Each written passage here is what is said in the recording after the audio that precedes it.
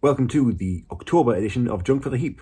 I got a parcel yesterday on the 1st of October, today is the 2nd, but I was a little bit too ill to want to even point the camera at my disgusting face. My good friend Stu sent me the caps for these guys. These are the Series 10 Hasbro Bushwackers. For the last few years I've had reproduction hats on these and I was okay living with having repros. But Stu managed to find the Series 2 Bushwackers with these caps on, which is pretty weird and pretty cool. One of them has a damaged peak, but you know, a slightly damaged legit one is surely got to be better than two repro ones, yeah? Thank you for the selfless act, Stu. You could have kept these, or you probably could have even sold them for quite a bit of money. You chose not to do that, so I appreciate it muchly. If you watched the September edition, it ended on quite the cliffhanger, where I got the red card of doom from Mr. Postman. That has since been redelivered. This has come all the way from Lackawaxen, Pennsylvania. It's been a while since I've had anything from this line, and this is like one of the ones I've been after the longest.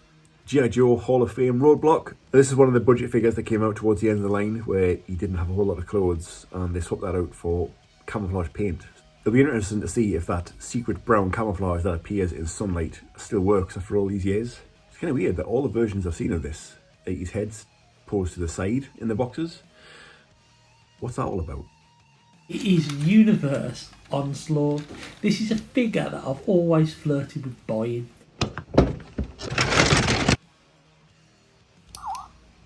It is a despicably wet Tuesday the 5th. There's like localised flooding. The postman was a tad soggy. I got me this Mech Fans Toys Veteran Advanced. It's a dirty bootleg cup. And he's quite nifty, I have to say. Feels pretty well made, well put together.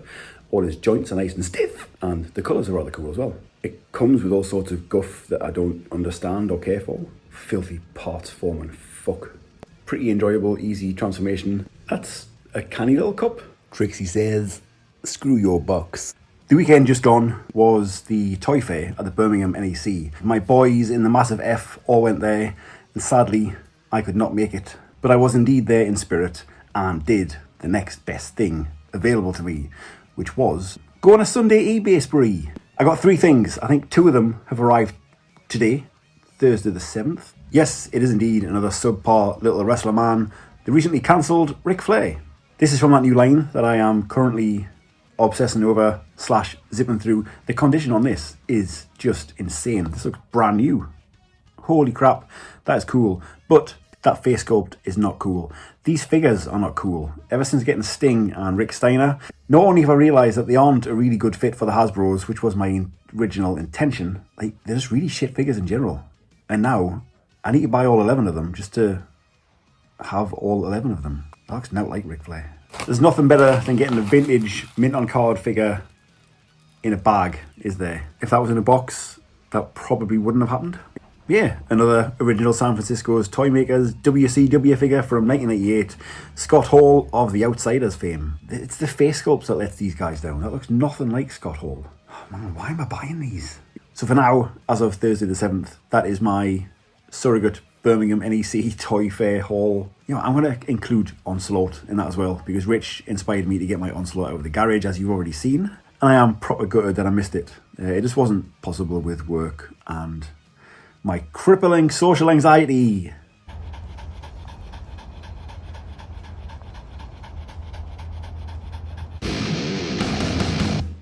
So I've kind of got a reverse Spunk the Junk this month, which makes me realise I didn't have one last month, which is pretty good going for me. There's definitely a theme this October, and I ordered a Kevin Nash. And a very, very, very small Jiffy bag arrived today. Ripped it open. That ain't no Kevin Nash. Not even close, no siree. That is a WWF small boy of Vader. I don't want that shit. So yeah, contacted the seller. See what happens. Spunk the junk. Not my fault for once. It is Thursday the 14th and I've got not 1, not 2, but 3 parcels containing toys. Oh. The best one coming in a Farley's Rusk box. No surprises for guessing it is another WCW original San Francisco's Toy Maker figure from 1998. This one was an absolute steal on eBay because it was covered in all kinds of shite. I scrubbed it, I picked it, I excavated his face as if it was a fossil, and now he looks alright, apart from the fact that the text on his bandana isn't quite all there. But hey ho, never mind. Hollywood Hulk Hogan. And this figure is the reason why I changed my intro music this month. This is a pre-order from so long ago, I can't even remember when I actually bought it. 2 more of the Doom Eternal collectible figures from Numbskull Designs. This is the Pinky, and one of the ones I was most looking forward to, the Revenant. That looks well sweet. Look at the size of this box from Upside Down Hasbro Pulse. Pulse Australia. Whoa, look at that. It's not a 12-inch G.I. Joe, so it is already inferior. It's half the size, so it's half as good. The Ram motorcycle with Breaker. I didn't realise that was a Cobra Island exclusive. I lied to Luffy about this. Luffy, I am sorry for lying the other day when I said this was mainline. Breaker kind of looks like that handsome fella that does the voice of Rocket Raccoon. What's his name? Bradley Cooper. Does that sound like that? Rich actually managed to save me an extra 5% on this and get free postage. So big kisses to Rich, naughty Zorty. Lovely lad. I don't know where I'm going with this. It's cold and I want a cup of tea. Tea, wife! So the Doom shelf is now looking really, really cool. I think there's 4 more of these that I want to get. The Cacodemon, the Zombie Soldier, and 2 other ones. I don't remember. Baron from Hell? Archvile. I do remember. It's Friday just having a bit more of a fiddle with Breaker on his Ram cycle. It's a weird one. The cycle itself is very, very cool. It looks awesome. Wicked moulding. Feels nice and solid. But the figure, Breaker, is definitely fallen victim to mould degradation. The hips on mine are so loose that one of them just permanently drops down. But nevertheless, a very, very cool set. And I'm very glad to have it. And with that being said, just like to give a massive, massive shout out to Kato, because he recently got in touch and asked for some music for his YouTube channel. And as a lot of you might be aware, that is something that I do quite regularly. But Kato offered to pay me for my services, and that's something that makes me feel really uncomfortable, if I'm honest. But that level of appreciation is really overwhelming, because I'm not very confident in myself or my abilities in anything that I do. So to have someone so happy and willing to use the stuff that I make to the point that they're willing to pay me for it it's just mind-blowing. And with the cash that Kato gave me, I bought this. So this, despite the flaws in the figure, represents a massive win for me, emotionally, mentally.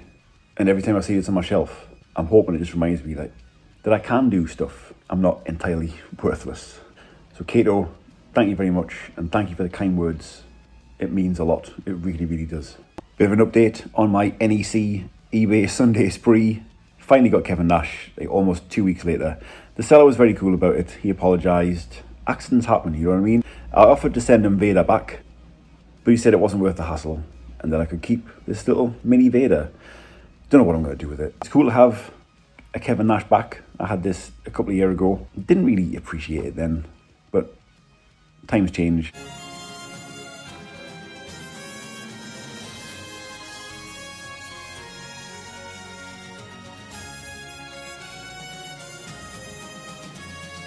It's Wednesday the 20th. Had a spy in Forbidden Planet. It is looking well stocked these days. This is G.I. Joe classified barbecue. Barbecue is a really important one for me personally, because as a kid, barbecue was one of the very few Action Force figures I had. And I've mentioned in previous videos that I used to have a little scrapbook where I would keep the data files. And I still think the data files are the one thing that's truly missing from these figures. If they had a data file on the back, I would spunk everywhere with nostalgic jizz. But yeah, barbecue is one of the ones I remember having as a little boy. And for some reason, the fact that the Action Force version was from Naples, Italy, really stuck with me, like for decades and decades. Don't know why. It's not important. It didn't really mean anything, but it was just always there in the back of my head. So as soon as that they announced a classified barbecue, I was super excited. And in hand, this thing looks stunning. I am a little bit concerned about the hip. All the ones in Forbidden Planet, that same right hip looks like it's dropped in the box. It's nowhere near as bad as Breaker, which is awesome. Wow. Oh my god, man. Like, before I started going through this line like I promised myself I wouldn't. This is exactly the kind of G.I. Joe I exclusively want to collect, the ones with cool masks and cool helmets. That is one badass fireman. And in my little world, this guy will be Italian.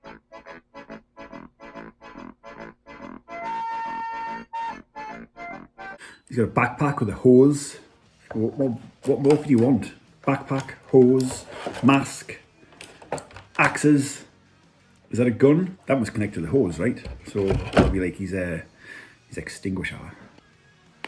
Oh, what a satisfying click that was. And that one's got like a knuckle duster on it, so you can chop down the door and punch some fucker in the face.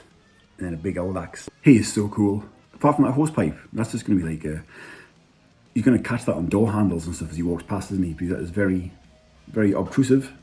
Wielding two axes like the most murdery looking fireman of all time. Absolutely wicked. Bongo friendly. It's Friday the 22nd. And I've got another one of these wrestlers. Macho Man Randy Savage, kitted out in his NWO black and white gear. Sorry about all these wrestlers. There's been a lot of them this month. This is from Chella Toys and their Wrestler Megastars line. This is the first ever female wrestler to be done in this style. So it's kind of a big deal and it's kind of cool. Bull Nakano. Now I'd be lying if I said I knew a whole lot about Bull Nakano's Japanese career, but I do remember her feud with Alundra Blaze in the WWF as a kid. So it's very cool to add another wrestler from that era. Yeah, she's excellent. That gold like trim detail on her clothing is absolutely phenomenal. Party at the back, business up front. That's like a mega mullet, that. That is the mullet that all mullets should be judged by. What a gal. It is Thursday the 28th and I have something new, even though technically it is quite old and it is a toy. Yeah, it's not from a toy shop. This comes massive thanks to my very good friend Brian. And in a way, this is quite bittersweet. Brian's house was always where the lads would gather to have movie nights, takeaways, watch live wrestling, and generally just hang out. But Brian is moving, and this has been up in his loft for a good 10 or 11 years, maybe longer. I mean, if he's had this since 2007, you're looking at 14 years. I'm not exactly sure when he got it. I do remember him saying, Dave, I've got something for you in the loft. It's a Transformer, still in the box as well. And you know, your head goes around in circles trying to think of what Transformer could this possibly be that's still mint in box. And I think if I had 100 guesses, I would never ever have guessed this. But knowing Brian, he is a massive Star Wars fan, so it kind of makes sense. This is the Transformers Darth Vader that turns into the Death Star. And as you can see, it's a rather large figure. And yes, it is a ludicrous shell former, but it's Darth Vader and it's the Death Star. How can you not be blown away by that? But it's just going to remind me of cool times at Brian's house. There's been many of them, and sadly there will be no more. It still very much feels like the end of an era, and I am a sentimental old fruit, and that kind of stuff's important to me. Enough of the emo bollocks. Let's see what Vader does. Absolutely gigantic and fantastic. Three tiny little stormtroopers and a little tiny Darth Vader. Not one, not two, but three TIE fighters. Vader has got a lightsaber and all that amazing planet kibble. They still work. Join me on the dark side. I find your lack of faith disturbing. That's what I wanted to hear. We're not going to get stuff like this ever again, are we? Let's face it. And that's not knocking today's toys. Today's toys are just as magic. It feels like from an entire generation ago. And I'm so thankful to have this. So thankful. Cheers, Brian. Gonna do another section of this video in Nosy Vision. It is Friday the 29th. Me and Trixie are out with our coats on. This is probably going to come across as a bit of a negative rant. This is a rant video. But I've had a bit of a negative experience lately with a UK toy shop. They had a sale recently, or I was made aware of this sale, and decided to buy the Neca Ninja Turtles Android Body Krang. That's a figure I've been wanting for a while, and the price on this was incredible. So I popped the order in on, it was a Friday, didn't get any sort of update or anything. Certainly didn't receive the figure for 8 days. I think it was a Saturday I decided to contact these guys, and he replied saying he's out of office, he'll check back on Monday. So I didn't bother replying, you know, the guy's not at work. I will respect this. And on Monday morning, just sent a quick reply saying thank you. Didn't get an email on Monday or Tuesday or Wednesday. So I decided that the only course of action that I had as a bit of a Karen was to open a PayPal case, because you know, it was 2 or 3 days without contact, even though I was promised contact. And then late last night, I got a notification from PayPal, shipping information, which I tracked, and it looked like it was a brand new Royal Mail parcel. So either they hadn't sent it out, or it was lost and this was a replacement. Either situation, I wouldn't have minded at all. If it's a small shop and they've had a big sale on, they might have had more traffic and not been able to keep up. All I was after was this a little explanation. You replied straight away on a Saturday, so why no further replies? Why not just be like, why not even just blame COVID? You know, that 2020, 2021 blanket excuse of we were held up by COVID. Last time I checked the tracking number, it was in Wales. Brad might have stole it, but Brad has been in Paris, so that's unlikely. If all goes well, it should turn up on Saturday. This rant slash moan could have been avoided with a simple email apologising or explaining what was going on. But no, they've probably lost themselves a customer. Despite the awesome price on this, I just can't be asked to deal with stuff like that. Is that wrong? Is that too negative? If so, I'm sorry. It's wet and rainy, rancid, and I've lost the dog. 2 hours later. Oops. Yeah, it arrived the same day as that rant. I was going to say I feel silly about it, but the postage label was over 2 weeks old, so this clearly has been sat around doing nothing, just waiting to be posted, which isn't great. And now that I've got this, it's worth the wait. That is a big hunker chunker. Looks absolutely unreal. Can't wait to have a proper look at that and a fiddle about. Being Neca, it's probably going to be on the fragile side, so I'll have to be careful, but hey ho, it's here, and I'm happy. I don't know where I'm going to go in the future with these videos, because I've done them for a few months now and the views on them are less and less every month, and I've always claimed that I'm not the type of YouTuber who cares about views, but to be honest, it is a bit disheartening to see that a lot of people clearly have been turned off by them. So are they too long? Let me know. If you have made it all the way through this, I truly appreciate it. I realise 20 minutes is a long time to invest watching some sad old bloke talk about toys. I think what I might start doing is keeping up this format, because if I'm honest, I do like filming and editing, but then also do a shorts recap for those of you who are, you know, the TikTok generation. That'll probably wrap up October. It's November next month. That was an obvious thing to say. Bye.